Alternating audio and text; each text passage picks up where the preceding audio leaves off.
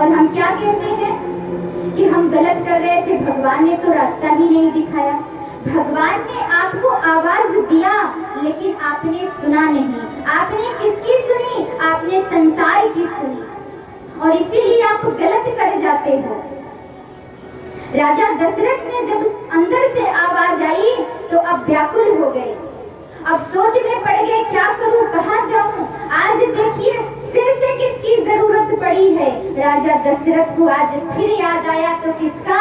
गुरुदेव का याद आया कि अब वही गुरुजी हैं जो मुझे मार्ग बता सकते हैं। जीवन में इसीलिए कहा गया है ना कि जब भी हम कुछ गलत करने जाते हैं तो हमें समझ में नहीं आता कि जो हम कार्य करने जा रहे हैं वो सही है, गलत है, कैसा है। तब हम क्या करते हैं? तब हम गुरुदेव से पूछते हैं। और अब के समय में क्या है? मोबाइल का जमाना आ गया है। जब भी कुछ समझ में नहीं आता तो बस एक नंबर डायल कर दो। लेकिन किसके पास करोगे? जब जीवन में गुरु होंगे तभी तो करोगे। बाकी नंबरों पे तो इधर उधर ही फोन जाएगा। और आपका जीवन कितना बढ़िया है कि कहते हैं जब संसार में कोई समाधान ना हो तो पतन के रास्ते में जब व्यक्ति जाता है तो एक बार अपने गुरुदेव से सलाह लेता है तो जीवन का हर कष्ट मिट जाता है।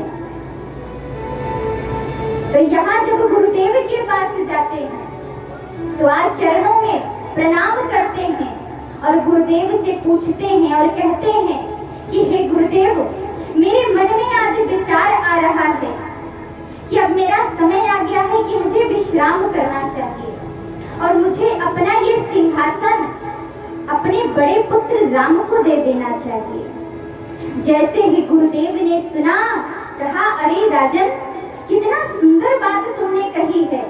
जो मेरे मन में था वो तुमने कह दिया। अरे अगर तुम्हें राजा बनाना है ना तो ये कार्य में देर मत करो।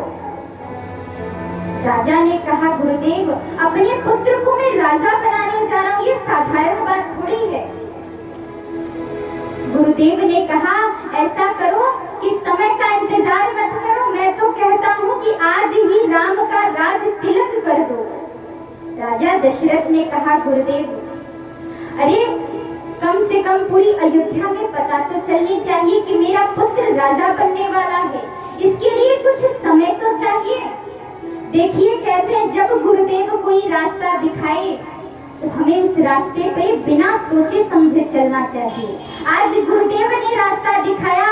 हमेशा राजा दशरथ गुरु जी की आज्ञा का पालन करते थे, लेकिन आज नहीं किया।